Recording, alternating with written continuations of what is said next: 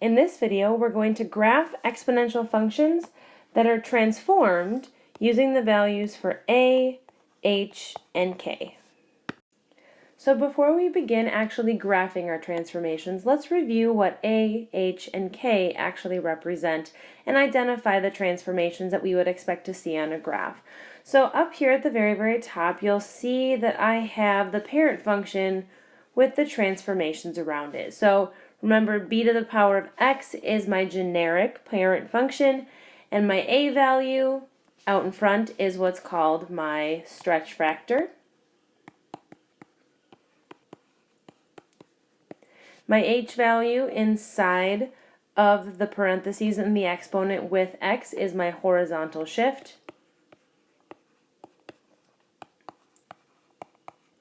And my k value here is my vertical shift, and that's on the outside and is added on after the fact. So here we're going to look at each example, and we're going to identify a, h, and k, and then discuss the changes that we would expect to see as a result. So here in the first equation, I can see that this a value is equal to 2. And so what I expect that to do is I expect that to stretch my graph up to be twice as tall as it currently is. So this a is equal to 2 will be a vertical stretch by a factor of 2. And essentially what I expect to see is I expect my graph to get a little taller because I'm taking every point and I'm multiplying it by 2. Then from here, what I also note is I have an h value here, also of positive 2. And remember, h is my horizontal shift, but if I think back about that Desmos graphing calculator that I saw in previous videos, I think about the fact that h moved the opposite of what I would expect. So because h is a positive 2, it's actually going to move in the negative direction, so left 2 units. So that entire parent function will move to the left 2 units. Now if I look at the second equation here, I notice that I have an a value of negative 3/4. So with that a value, I would expect, because of the negative, to see a vertical flip. And then I also expect, because we're multiplying every point by 3/4, which is less than 1, I expect to see a vertical shrink by a factor of 3/4. Then from here I notice I have a negative 5 on the outside, so after the exponent has occurred. And because of that, I have a k value that's equal to negative 5. K is my vertical shift, so I expect that graph to move down 5 units when compared to that parent graph. Okay, next example down below, I see that I have an a value of negative 3. So an a value of negative 3 tells me that I have a vertical flip due to the negative. It also tells me that I have a vertical stretch because of the 3. I'm going to take every point and stretch it to be 3 times as tall. So I have a vertical stretch by a factor of 3. Then from here I notice that h is equal to negative 2. H is my horizontal movement, so that's going to move, it's the opposite of what I expect, so it's going to move to the right 2 units. And then this negative 5k value is going to move the whole graph down 5 units.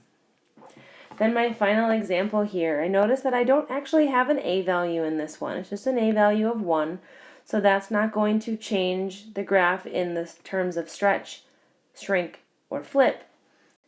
But I do notice that I have an h value of 6, which means that we are going to have the graph move the opposite of what I expect horizontally, so that would be to the left 6 units.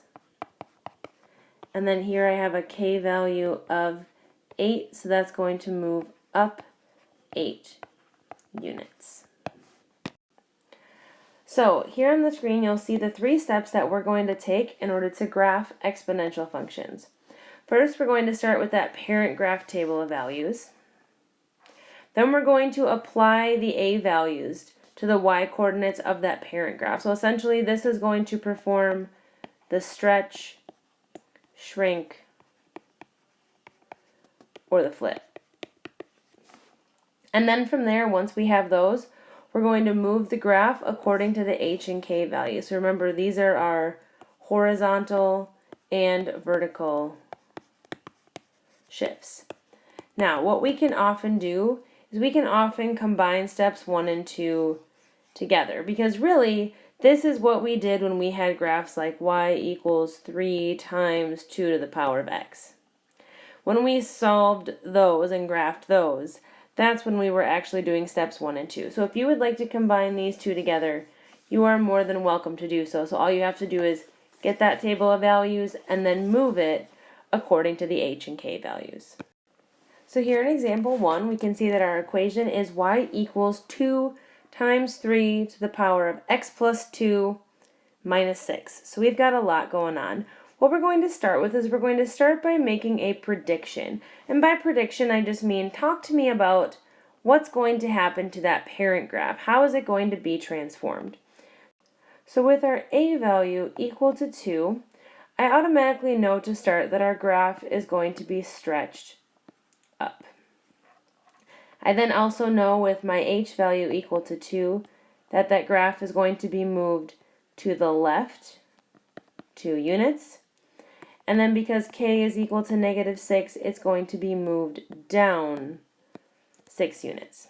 So that's what we can already picture in our head. That transformation is going to stretch it, move it to the left, and move it down. Now from here I'm going to calculate a table of values. I'm going to use x is -2, -1, 0, 1, and 2. And here I'm actually going to graph my parent graph with the a value applied, which means I'm going to graph y equals 2 times 3 to the power of x. So we'll come back later and we'll actually apply the h and the k values there.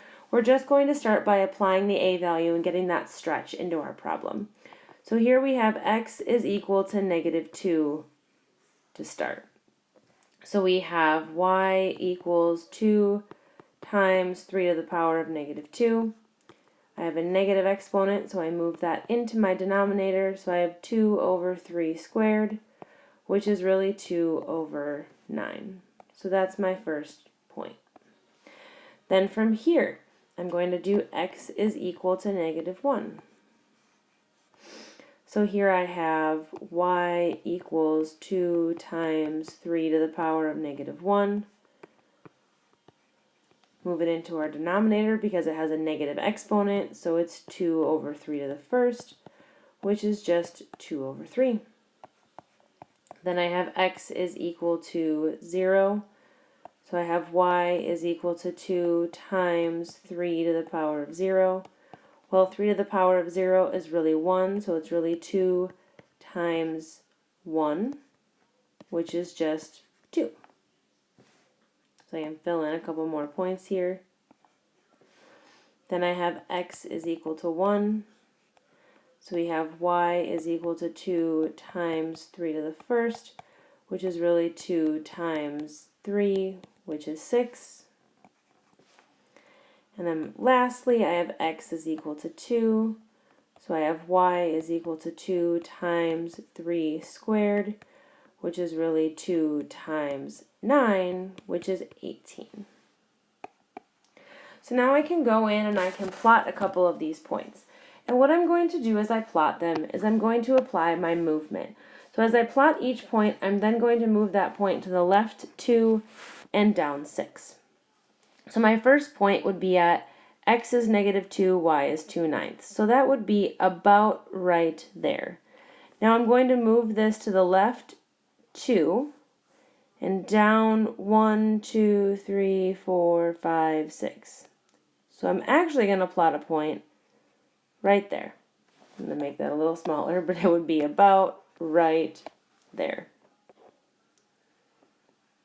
So that's my first point. I'm going to erase my little markings there. And then I'm going to go to the second point. And here I'm at -1 2/3, which is about right here. So I'm going to go left 1, 2, and then down 1, 2, 3, 4, 5, 6. I'm going to erase my markings there. Okay, then I go to 0, 2, and I go left 2, down 1, 2, 3, 4, 5, 6.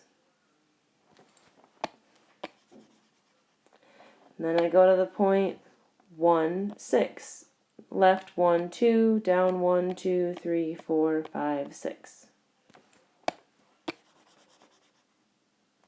And then I go to 18, which is super high up, and it would go left 2, so it would be at the 0 mark, and it would go down 6, so it would be at about 12, which would be about right there. So here I can see a pretty exact drawing of my exponential function. Now the last thing I want to move is, remember that previously we had a horizontal asymptote right here at x equals 0, at that x-intercept. Well, now what's happening is that horizontal asymptote also moved with this graph down 6 units. So we have a horizontal asymptote right here, which is our imaginary line that our exponential graph never crosses. So now we can actually draw this function with our horizontal asymptote in place. So we know we get very, very close to that horizontal line at y equals -6. And then we're growing very, very quickly here as we move towards the positive x values. So there we have an accurate graph of our exponential function. Now the last thing we need to do is we need to identify our domain and our range. Remember, my domain are my x values, and I can see this graph is going forever to the left and forever to the right. So I know that my domain is all real numbers. And then my range, it looks like it's moved a little bit. So it used to be at that 0 part. Well, now what's happening is it's just above -6, and it's then going up. So notice that my range also changed because my graph shifted. So here my range is greater than -6 because I'm just above -6. I don't quite touch it.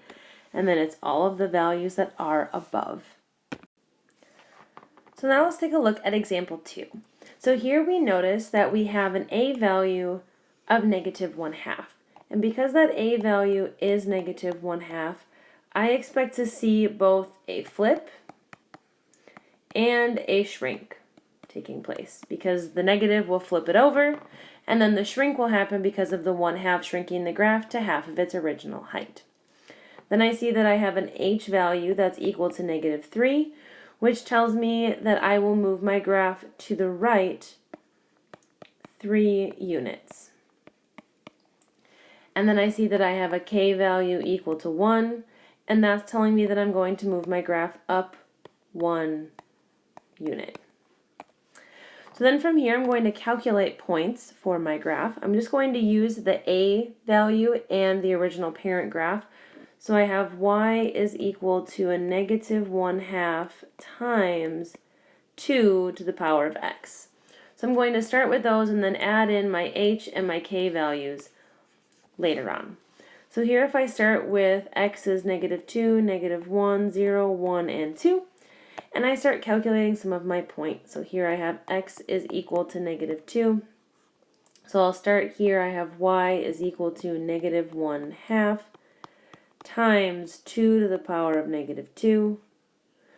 Well, that's a little bit tricky. So here what I can do next is I can just put this over 1 and move it into the denominator. So I have -1/2 times 1/2 squared, which is really -1/2 times 1/4, which if I then multiply across all the fractions, I end up with a -1/8. Then from here, x is equal to -1. I have y is equal to -1/2 times 2 to the power of -1, which then I want to make that exponent positive. So I have -1/2 times 1/2 to the power of 1. So I have -1/2 times +1/2, which if I multiply across on my fractions, I have a negative 1/4. Then from here, x is equal to 0. So I have y is equal to negative 1/2 times 2 to the 0th. Well, 2 to the 0th is really just 1, so that's just a negative 1/2.